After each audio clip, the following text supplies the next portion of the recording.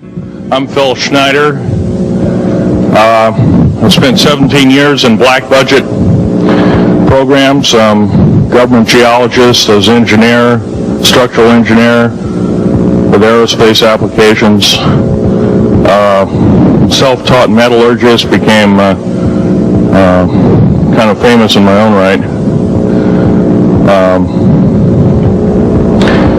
I basically would have a set of notes here, but they're unavailable. All this melee.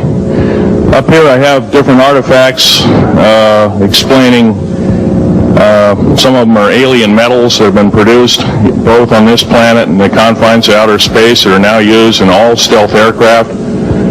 So all stealth aircraft, for instance, all black jets, what you're seeing of black helicopters and the like, the skins and the coatings and the residues that are used predominantly in the aircraft themselves, in the airframes and the rotor blades and the fans, and in some cases in submarines, special titanium hulls, in the Phoenix class submarines now. All this has come from alien technology. 1947 is what the public has been told. Something crashed in the backyard in New Mexico, a place called Roswell, New Mexico. Unfortunately, that's what the public's been told. The military's known about the alien question for the better part of 70 years, and they first saw their glimpse of what was going on as early as 1909 in the American Southwest. Now, Army cavalry evidently were chasing some bandits, and they entered this cave. They were holed up in a cave, and what they found in there was flying discs and little gray guys and all kinds of weird things, and they didn't know how to explain that, and they wrote them down as best they could, and it's been in secret archives ever since. That's up down by the Truth or Consequences area of New Mexico. Well, the alien thing is more than just what I'd call a non-visible threat. We on the surface, first of all information dealing with alien or alien reproduced technology or alien reproduced vehicles or any other kinds of things well hidden from the American public. Our black budget, for instance, garners $1.023 trillion every 2 years. It's over $500 billion a year. Right now, there are 131 active deep underground military bases in the United States. There's 1,477 of them worldwide. Each one has an average cost of $17 to $19 billion. Each one is built in the site. It used to be, it would take a year to 2 years to build each one, and now they're capable of building a couple of them a year with sophisticated methods. My colleague Al Bielek has actually been on some of the high-speed railways, the magneto-leviton trains that connect all the deep underground military bases within the United States. He's been on a Mach 2 train and floats off of a single rail at 3/4 of an inch off the rail, and is what you'd call high-tech. We have nothing like this on the surface. The public basically has been totally lied to. We're considered stupid or even moronic in some cases. It's got to stop. If we're going to gain our country back, we must, and I repeat, must instill in our public officials, anybody that goes and does public service, they must tell us the truth. If they cannot do this, then they must be impeached, or they must be removed from office. If this cannot occur, if the truth cannot totally come out, there are reasons for secrecy, for instance, but if the truth cannot totally come out, what's the use in us having anything called freedom? Okay, now I have pictures here that I'm going to show you during the break in artifacts, and I ask you to kind of look at them but not handle them. I have actual crashed retrieval metal from Roswell, New Mexico. It was given to me when I was 14 years old. For instance, I've got other things. I've got This piece of titanium, a special titanium alloy made for everything from the original SR-71 Blackberry. It's old hat now. F-117A is their old hat now. We're making a whole new class of hypersonic above Mach 5 aircraft that employ extremely modern charged particle beam weapons. They don't even use lasers anymore. Computer-enhanced imaging radar, although it's used in helicopters for public surveillance, computer-enhanced imaging radar, and in satellite technology. The brand new kid on the block is a kind of infrared technology where a satellite 150,000 miles out in a geosynchronous orbit, or not quite geosynchronous orbit, but these spy satellites can literally look in and see a dime on the floor, say on your kitchen floor. They have a resolution factor of 99.999961. This particular piece of metal, I'm going to drop it on the floor here, it'll kind of ring like a bell. You can't break it. Withstand temperatures in excess of 7,500 degrees Fahrenheit. It has niobium in it. It also has murinite in it, element 123. Yeah, please do. It's in a non-crystalline form. This is just kind of a dripping out of the main crucible. Here's a crystalline example. It's in the scalenohedral-crystalline form. We got this from the large grays technology. This is grown in the confines of outer space, which has not quite a super vacuum, but by the way, this is capable of withstanding temperatures in excess of 10,000 degrees Fahrenheit. It's great for certain parts of aircraft. This kind of material I work with on a daily basis. Up here we have a transparency of Groom Lake.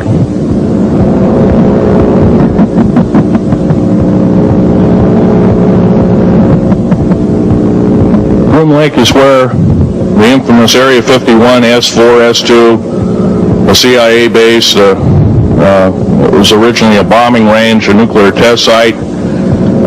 It was later become the most secret base in the United States. It employs over 18,000 workers who work in shifts of 12 hours at a whack. Most of them work in the cover of darkness, like us. We built 9 underground military bases there, each with an average capacity capable of basically a city underground, roughly 4¼ cubic miles hollowed out underground. They have boring machines, for instance. They don't bore, they literally vitrify and melt the rock, deflagrate the rock. It's a very sophisticated laser melting and deflagrating system. Reduces the rock to a powder and then melts the remaining rock as a coating on the inside of the base, so you don't have to use gunite cements and other kinds of things like that. That's all old hat now. Technology is just basically, the new technology we get is the old hat of the military. I'm going to be real brief about it. I carried a level 1 security clearance, the Rhyolite 38 factor. There are very few of us. There's nobody except myself, to my knowledge, talking like this. Nobody. I'm breaking the law. I'm breaking world as well as federal law. I'm coming out and even talking about this to a group of people. I love my country more than I love my life. 2 weeks ago, I was shot in the shoulder.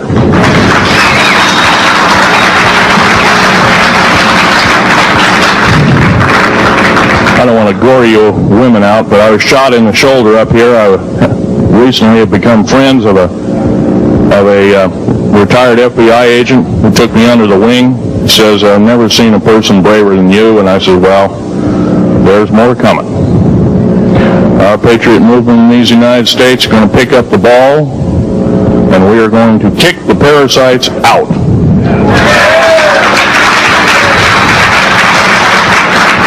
First of all, George Washington and Thomas Jefferson, a few other founding fathers, Patrick Henry to mention a few, all had visions that these United States is going to live 700 years from where they were standing, and that was somewhere around the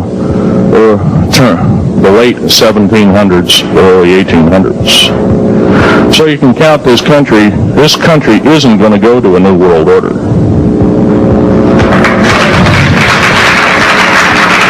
I believe firmly in constitutional law. I'm not very well skilled in it, and that's my embarrassment. I'm going to be real blunt about it. The government that is now instilled in ruling over us are ruling as we're serfs and they're the kings and queens. Now, that's a feudal system. That isn't even a democracy. We are now being ruled by an autocracy and a technocracy. In other words, technical knowledge is rules as king with a feudal type system. Feudal systems haven't been used in the last 350 years, and they're coming back like gangbusters. If we are complacent, if we do not speak out in droves, and I'm not just talking about me, I'm talking about a bunch of us getting together and getting on this stump and loving our country more than we love our lives, getting on, some of us are going to get killed. I almost got killed a couple of weeks ago. Hadn't been for an FBI, a retired FBI man who risked his life, his career, everything, put it all on the line, and he didn't know me from Adam. A week prior to that, he listened to one of my tapes I gave up in Post Falls, Idaho, and I'm going to be very blunt about, he said that we need a lot more of you, but unfortunately we're not getting anybody. Well, I'm not the best speaker in the world, but I'm trying to relay to you that we need to get out and seriously get the message out. These shows are great. This hall should be absolutely packed, standing room only, and we should be getting the message out to as many people as we can with as many shows as there is it possibly to reach, as many as the public. We got to get on talk shows. We've got to get on news shows and TV shows, and we have to really get the message out. And I think we're doing it, but it's a little bit slow in the first part. That's just that part of what I want to say. In working with the black projects, I was very loyal. I was picked because I was very strong mentally. There's a bunch of us that were picked because we don't crack under pressure. We don't freak under pressure, so to speak. Everyday events don't bother us. Now, I was involved in something very controversial, almost totally unbelievable to most of you. Some of you are religious people. I think all religions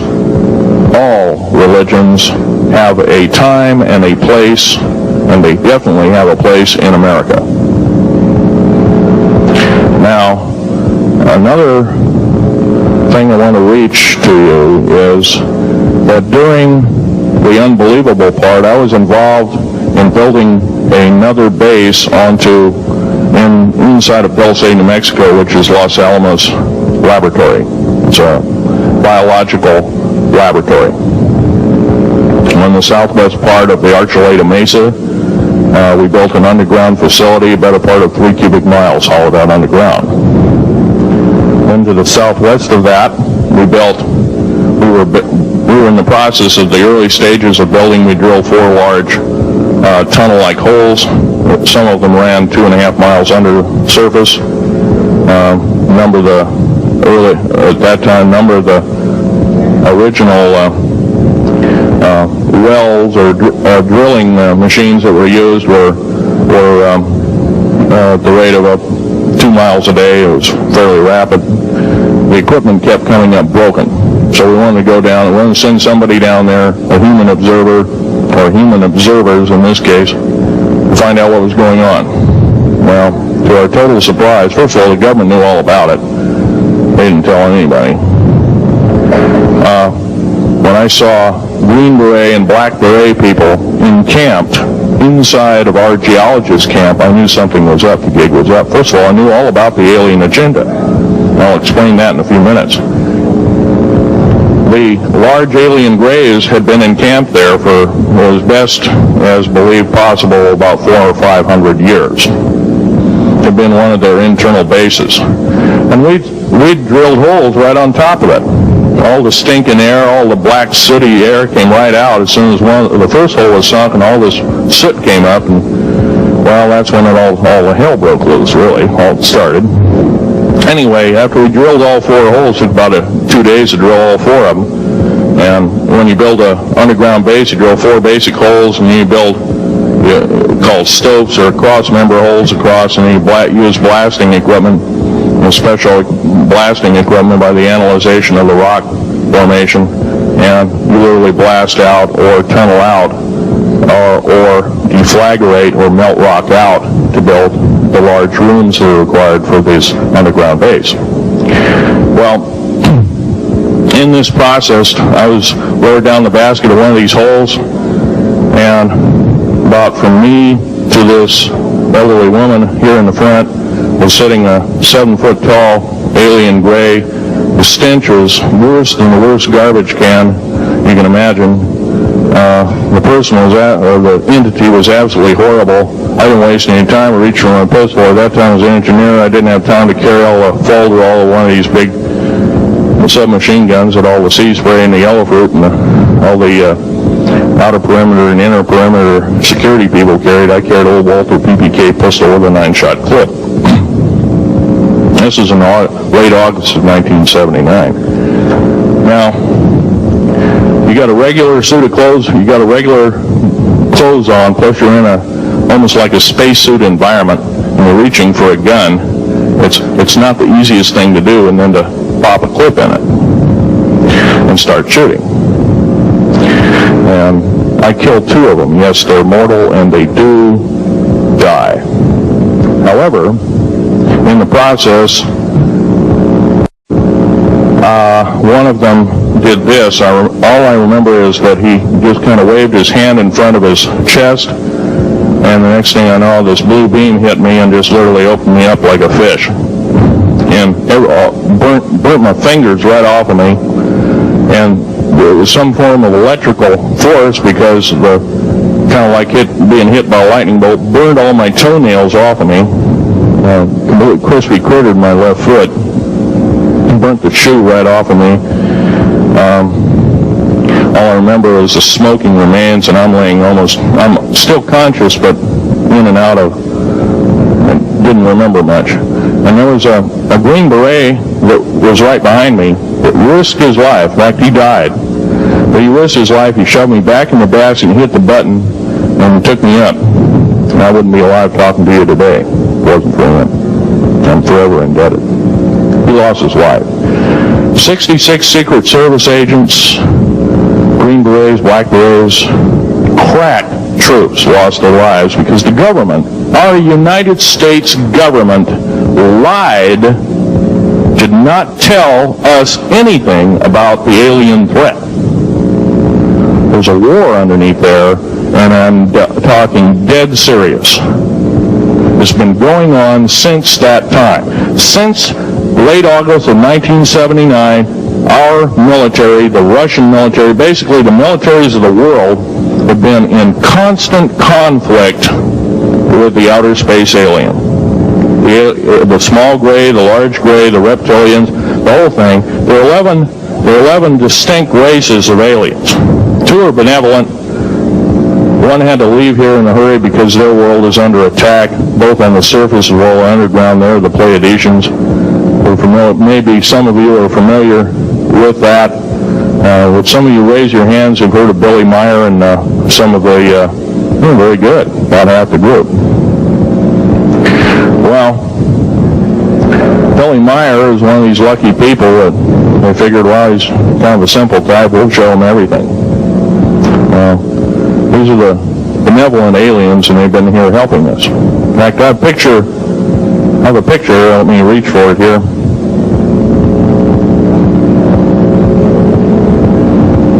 have a picture of one of the aliens been working for the United States Pentagon for the last 58 years. His name is Valiant Thor. He's right here. There's my father in the background.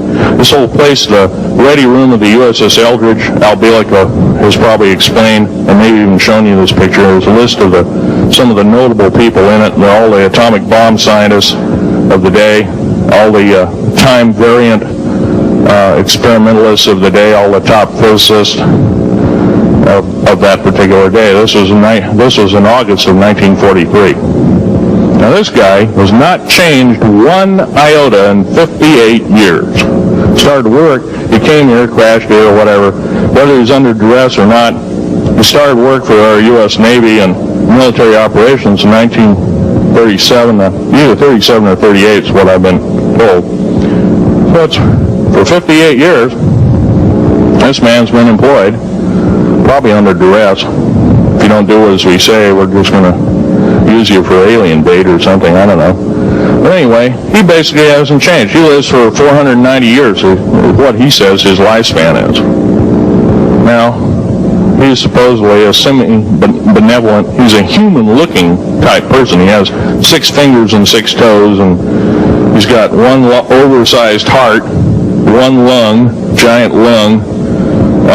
His blood vessels are bigger. He's got copper oxide for blood, similar to an octopus.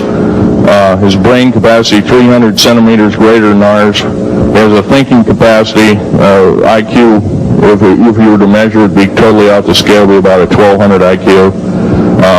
He speaks 100 languages fluently, alien as well as others. He's a remarkable person. I had a chance to meet him one time. Now, by the way, he doesn't shake hands. He's kind of in a spacesuit because all aliens, regardless benevolent or otherwise, they're carrying germs and diseases and bacterium in and on them that are deadly to us.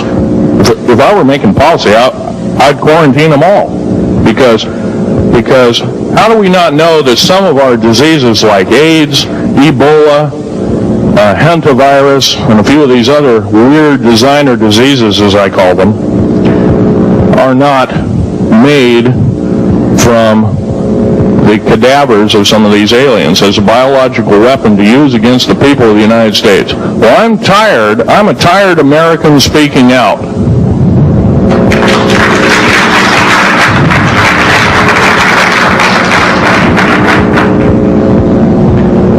Now, what I'm telling you is kind of almost like a brain overload here. Back in 1946, we set off actually 4 atomic bomb tests at Bikini Atoll. It's a group of islands in the South Pacific. I have an original photograph here with original language on the photograph that shows there is a large alien spaceship off the wingtip of the United States aircraft. It was a drone aircraft right at the point where the bomb was beginning to show a neutron flash cloud. Here's the bomb going off. Here's the airplane tip here, and here is the alien spacecraft. Now, in 1947, questions later, please. In 1947, after Roswell debacle, our military got before the U.S. Senate, their hall before the U.S. Senate, says, what's going on here? And we didn't know anything about discs until this happened. It flopped in our backyard. Total lie. They lied to the U.S. Senate. They should have been prosecuted as traitors. Anybody lying to a United States Senator, the House of Representatives, any Senator, House of Representative, person, President of the United States, Vice President, any cabinet member lying to the American public is a traitor and should be dealt with in an appropriate fashion. This is actual proof, positive, that this occurred in 1946. Now, U.S. military knew all about flying discs. and flying disc technology as early, thoroughly early, as 1933. Of course, remember the Germans did too, the Nazi Germans, Hitler and all their bunch of people.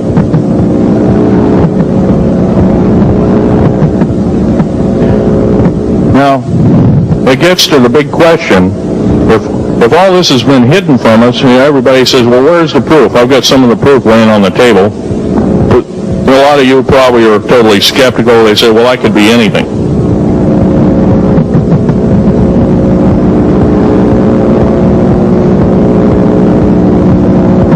In my hand here, I have a piece of what's called corbamite. It's the heaviest element in the world. Element 140. This piece of material weighs 15 ounces.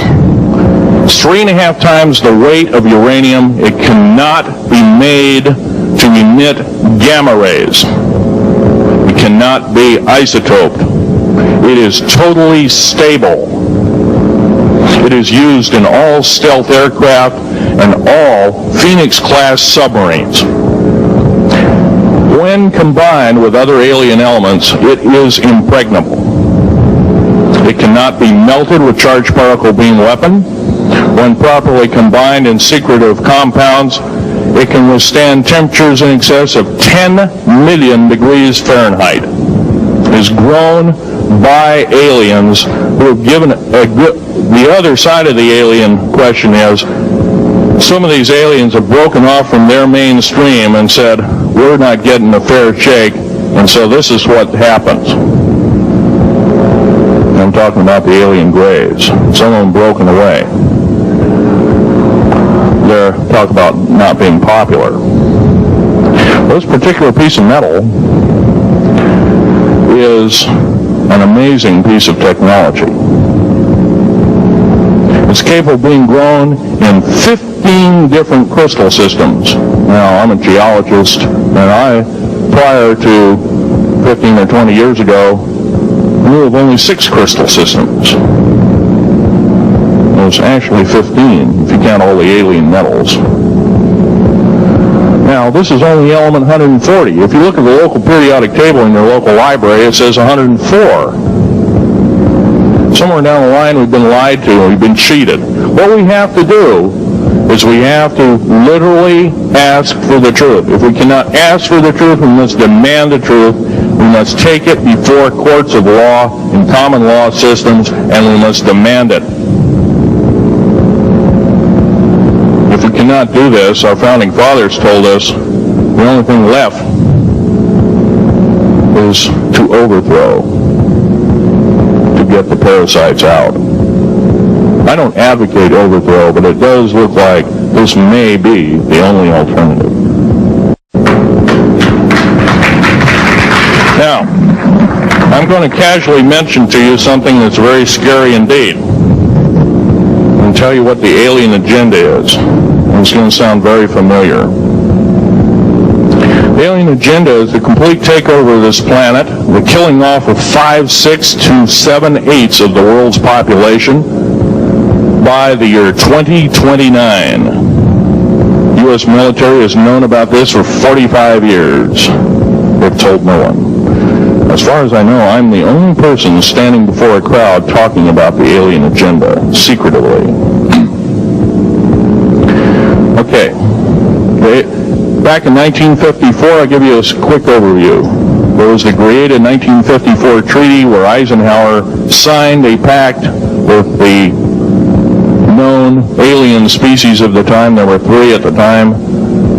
And said that we're going to deal in high technology, but you can take a few head of cattle and a few human beings and you can experiment on them. It's unthinkable.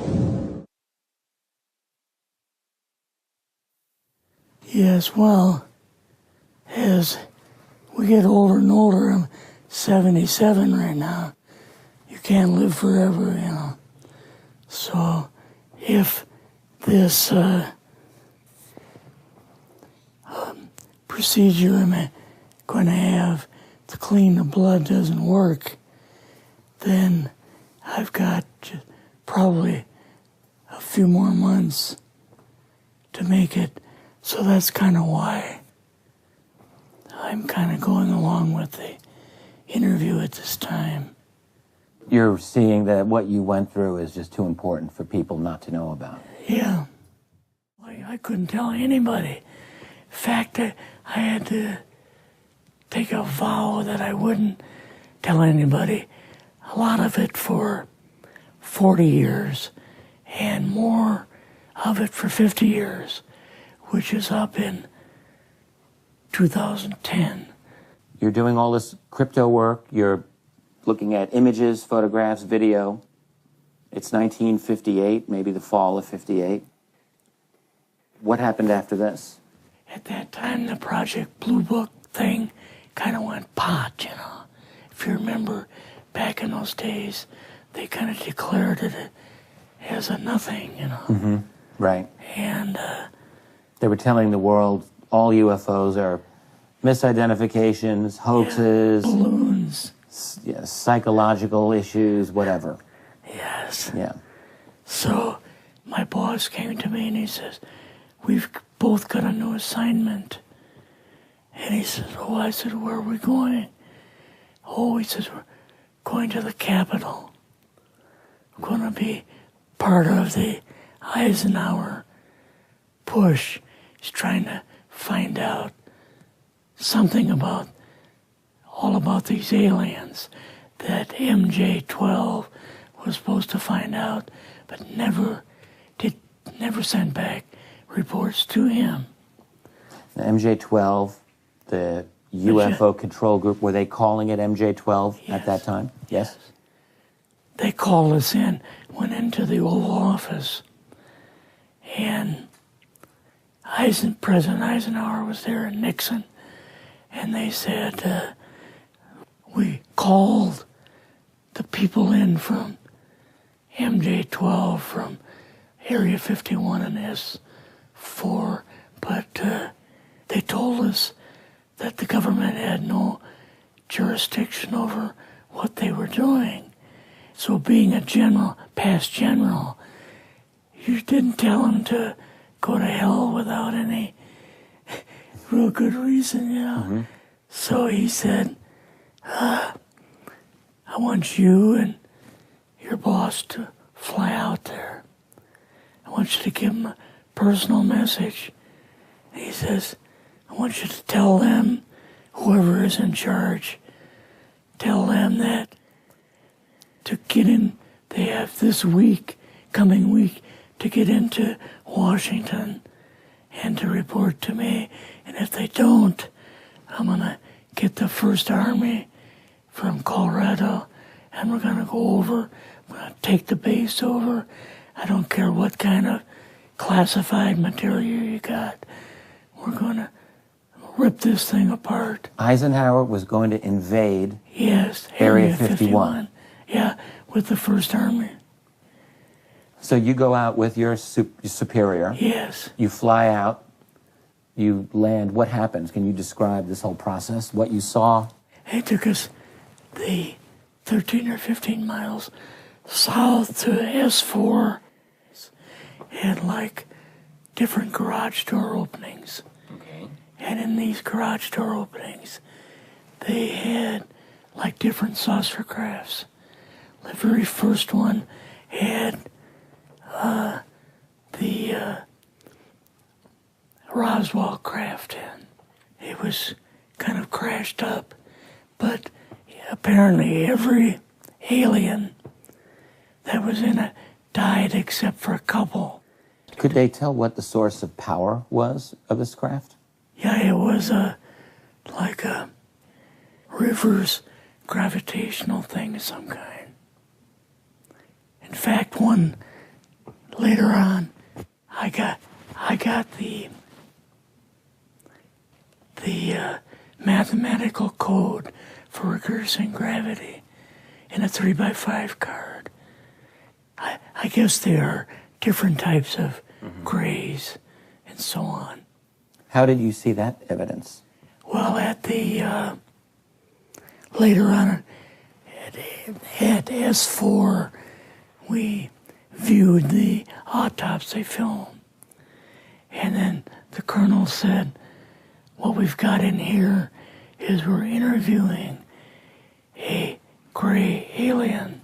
My boss was able to go in and had a partial interview with him. No, it didn't look human as far as the skin tone and basically the shape of it and the size. How was its head size compared with a normal human, for example? Brain was kind of a little bit bigger. And some of the nose was very, very small. And the ears were just like holes. Mouth was very small. Now, why were they bringing you out here at all, anyway, to see an alien? What was the point? To go back and tell the president they actually had one. Now, the created 1954 treaty had been violated. After the great firefight, the alien-human war, I am the only living survivor talking about it worldwide at all. Only one. The other two are in nursing homes in Canada, and the Canadian government refuses to allow any U.S. people, including myself, to talk to them because they're afraid of kidnapping. Now, all this alien thing is fine, except for one thing. Alien takeover is a serious threat. Kept totally out of the public view, off the surface, I'm sure the underground bases, without question, are being used as a place to house alien takeover. Alien takeover means the implementation of a one-world government. Direct opposite of constitutional law. Direct opposite of freedom of choice, freedom of religion, other freedoms that go with it. Right to bear arms. We are the militia of the United States. Every single person who believes in the Constitution of these United States and its Bill of Rights is a militia member. Are we going to tolerate what we've heard from Ruby Ridge? Are we going to tolerate what we've heard from Waco? Are we going to tolerate that a fertilizer bomb blew 6 sub-basement floors? And I'm telling you something about sub-basement floors of a World Trade Center. They're 29 feet thick each with 7 kinds of rebar reinforcement. The only weapon capable of doing such destruction and melting the concrete and extruding the rebar and the I-beam steel up to 6 feet in length longer than it originally was and melting the ends of it is a nuclear weapon. Now, the people they have in custody as fall guys may have been able to produce weapons and bombs and kill rabbis in New York, but I hate to tell you this, they did not have anything to do whatsoever with the World Trade Center bombing. The only thing used was a construction nuclear weapon. It was housed at Mather Air Force Base, the only place such things are kept. Incidentally, about Mather Air Force Base in Oklahoma City, Mather Air Force Base trucks were seen 2 weeks before the Alpha P. Murrah building got blown to pieces. Strange.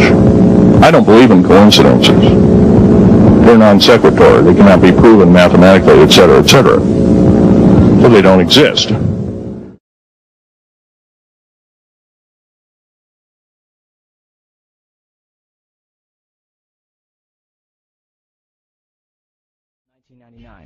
NORAD begins conducting exercises in which hijacked airliners are flown into the World Trade Center and the Pentagon.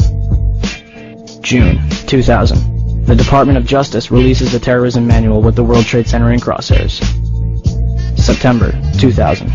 The Project for a New American Century, a neo-conservative think tank whose members include Dick Cheney, Donald Rumsfeld, Jeb Bush, and Paul Wolfowitz, releases their report entitled Rebuilding America's Defenses. In it, they declare that the process of transformation, even if it brings revolutionary change, is likely to be a long one, absent some catastrophic and catalyzing event, like a new Pearl Harbor. October 24th, 2000.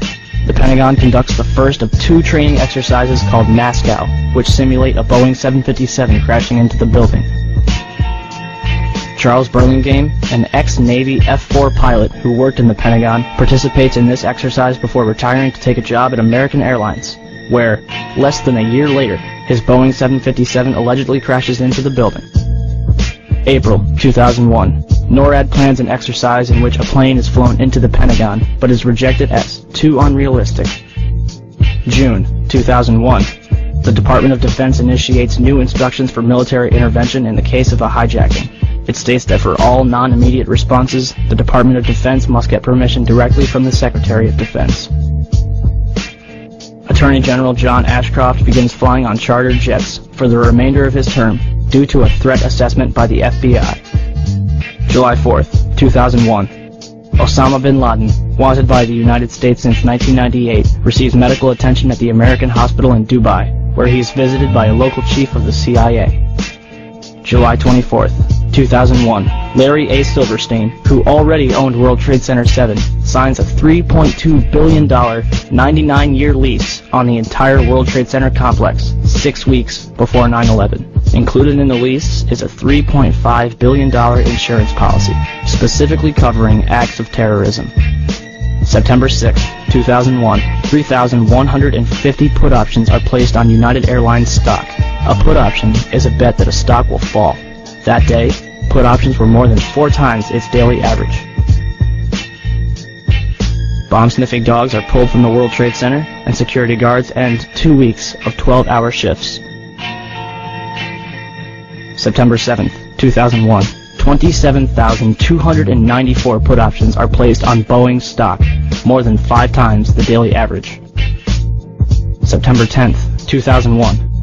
4,516 put options are placed on American Airlines, almost 11 times its daily average. Newsweek reports that a number of top Pentagon brass canceled their flight plans for the next morning. San Francisco Mayor Willie Brown receives a phone call warning him not to fly the next morning. Pacifica Radio later reveals that this phone call came directly from National Security Advisor Condoleezza Rice. And in Pakistan, at a military hospital, all of the urologists are replaced by a special team in order to host their guest of honor, Osama bin Laden, who is carefully escorted inside to be watched carefully and looked after. September 11th, 2001. The National Reconnaissance Office in Chantilly, Virginia, is preparing for an exercise in which a small corporate jet crashes into their building. NORAD is in the middle of a number of military exercises. The first, Vigilant Guardian, is described as an exercise that would pose an imaginary crisis to North American air defense outposts nationwide. The second, Northern Vigilance, moved fighter jets to Canada and Alaska to fight off an imaginary Russian fleet. 3 F-16s from Washington, D.C.'s National Guard at Andrews Air Force Base, 15 miles from the Pentagon, are flown 180 nautical miles away for a training mission in North Carolina. This left 14 fighter jets to protect the entire United States. Hi, Boston Center, Team U. We have a problem here. We have a hijacked aircraft headed towards New York, and we need you guys we need someone to scramble some F-16s or something up there to help us out. Is this real world or exercise? No, this is not exercise manifest. Do we want to think about scrambling aircraft? Oh, God, I don't know. That's a decision somebody's going to have to make probably in the next 10 minutes. Everybody just left the room. Give me a break, folks. You can blow that one by my ears, but I'm not a dummy, and neither are you. Neither is anybody in this room. We've been lied to, and the lies have got to stop, and they must stop immediately. If our public officials cannot tell us the truth, then they cease to be public officials, and they are automatically guilty of treasonous acts and should be tried and convicted, and if necessary, in jail, whether it be house arrest or otherwise, before they can do any more damage.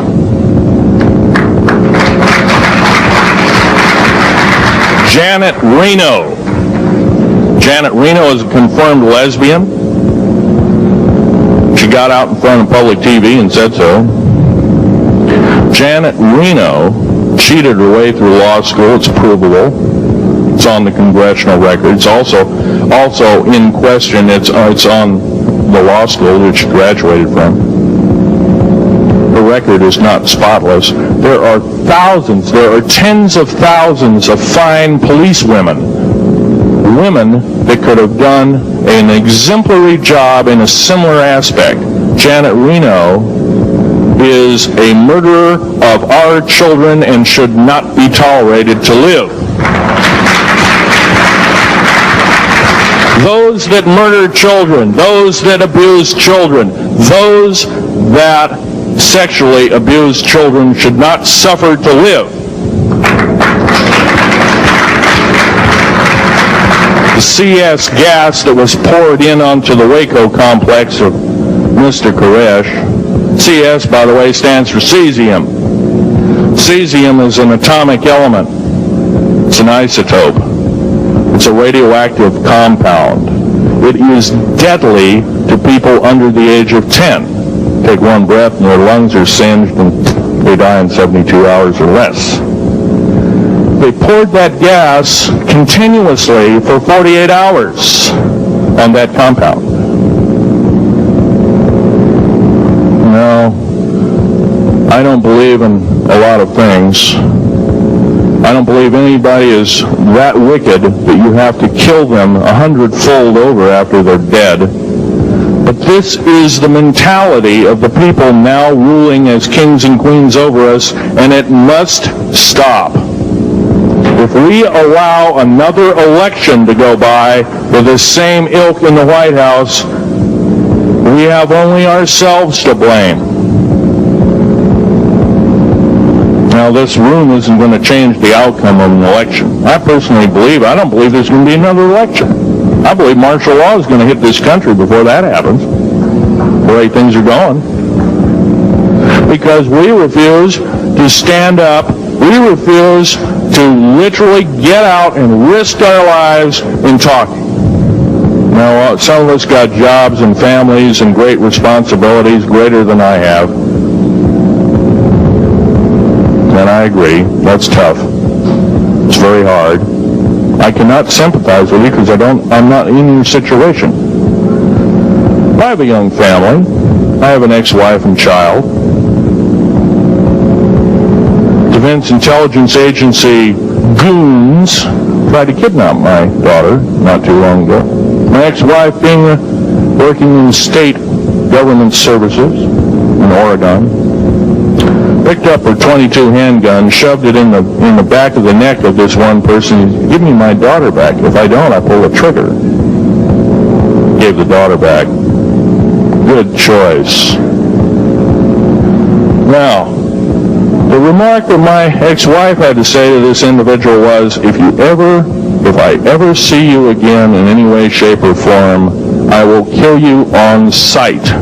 You're an abuser of children, therefore I suffer to you that you should not live. By the way, she threatened a federal agent. She should be in jail, blah, blah, blah. Nothing like that's happened. These people don't want publicity.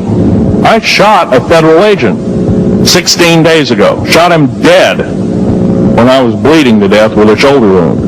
And he'd shot me. He had shot at a retired FBI agent who theoretically carries the same covering as a Secret Service agent. Got protection forever. He's a cop forever, federal cop forever. Now, that doesn't mean a whole lot. I made a report and went to the FBI. Do you realize, you know what they said? They said, things like this happen, Mr. Schneider. We don't either believe you, I'm using that as my own italics, or we don't give a damn. Now, something's wrong here. I'm not reading this right. I defended myself to the best of my ability. I was hoping I could go through life without doing such a thing. And maybe some of you have actually defended your own life in a similar fashion. It's very sad you have to shoot or kill somebody. Maybe some of you were police officers have had to do the same. And I don't know if you ever kill a human being, you're never the same as a person who never has killed a human being. It is with you for the rest of your days. Whether you do it in war, whether you do it in murder, whether you do it in self-defense, you have taken one of God's holy creations off this planet. And there is a void there. And I feel that, and I'm very sorry for that. But I had to defend myself. Otherwise, I wouldn't be here. My message must continue. I'm doing it on my own money. And I'll continue to do it. As long as it takes. As long as I've got to live. I've got cancer. I'm dying. The radioactive substance that I got hit with in 1979, late August of 79, it's a similar form of aplastic anemia. It affects your blood and your bones. And my bones are extremely brittle right now. No cure. The government never told me about that, by the way. Now, to sum up everything in this talk, there's going to be a few questions. I'll answer as many as I can for the next speaker. However, I want to sum up and say that every one of you in this room is a participant in secret things, and you're very brave indeed, and you should all turn around to one another and shake each other's hand and say, thank you for being here. Would you please do that and greet your neighbor?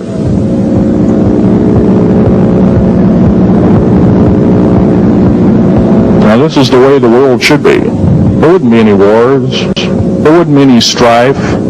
Or if there was, it could be settled in a peaceable manner in a handshake. And that's the original American way. And I believe that way is still there, however remote at present time.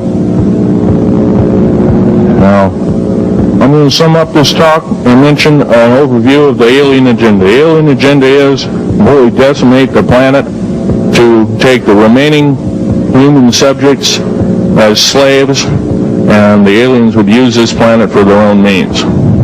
Number one, this cannot be allowed to happen.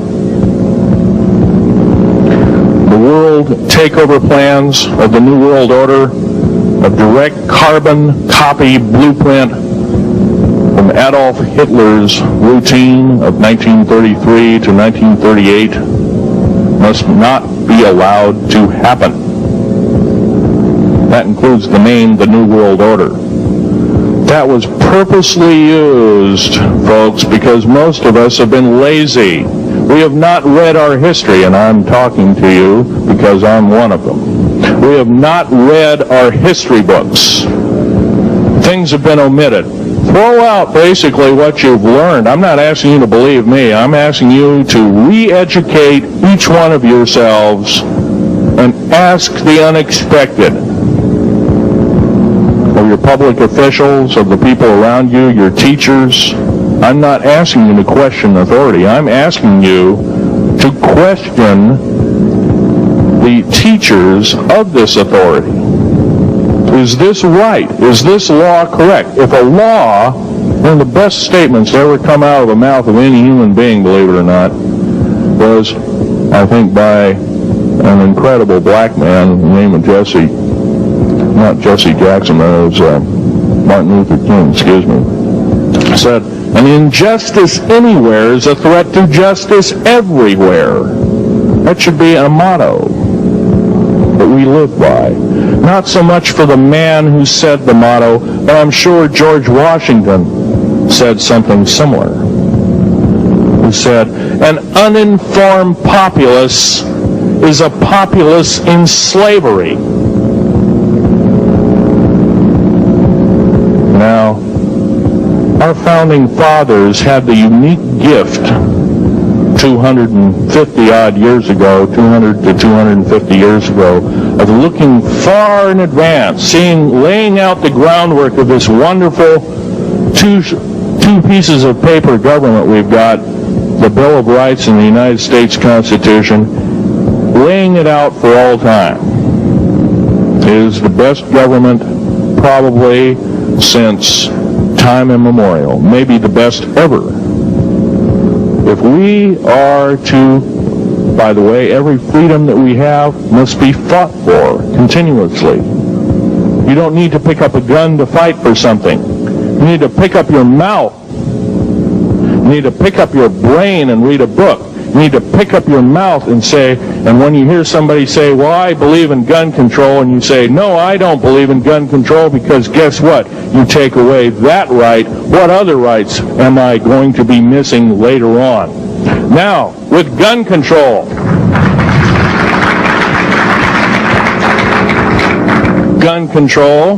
there's a certain few people, generally a 1 to 2% minority of people, that are totally irresponsible, criminal, use the gun improperly, etc., etc. I'm not talking about those kind of people. There are always going to be those kind of people, at least for the foreseeable future. The average person that owns a gun has prudence, has conscious thought of the knowledge of right and wrong, can and is able to defend itself, herself, himself, against foreign and domestic terrorists, so to speak. Now,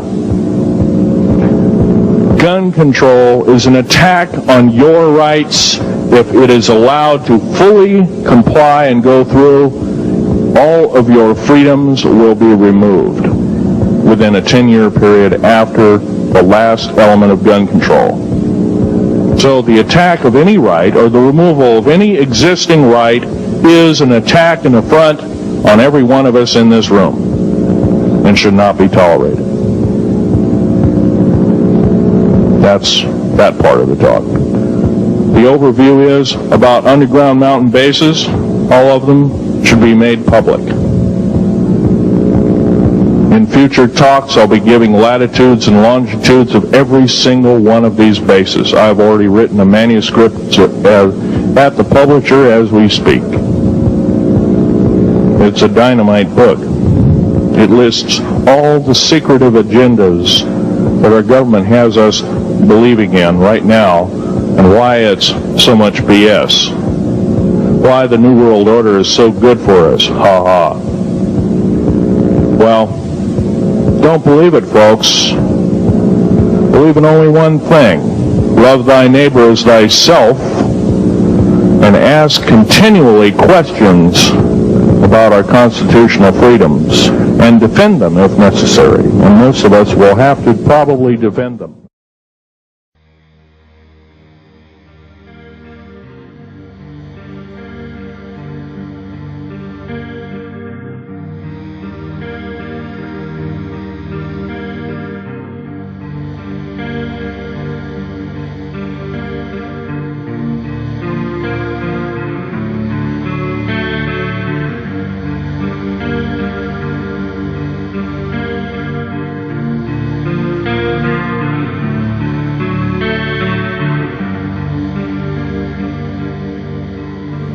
Ron Rummel was about to publish a book revealing what he believed to be the real purpose of the Star Wars project when his body was found here in McClay Park in Portland, Oregon. His death was ruled suicide, but few agree with that verdict. As far as the police and the FBI are concerned, it's case closed. Unfortunately, there's the shocking thing that his murderer, I believe his murderer is still out there at large. Why is it you're speaking out?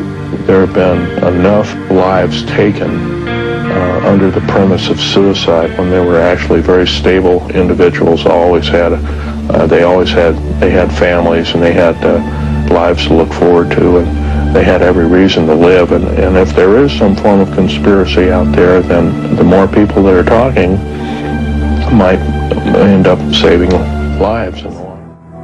Oh, did we see something you won't believe? I won't. I'll tell you, that's great. I'm telling you. We saw that first saucer, and saw two other ones taken into the formation. Well, I've heard people can get killed if they see too much of them up in the mountains, so, well, prudence is the word. That's right. I've used prudence. So, you know, and anyway, I was getting cold, 20 below zero out there for that sake. So, all I have to say, it's just been an amazing Christmas present, that's all I'm going to say. Merry Christmas to you all, folks.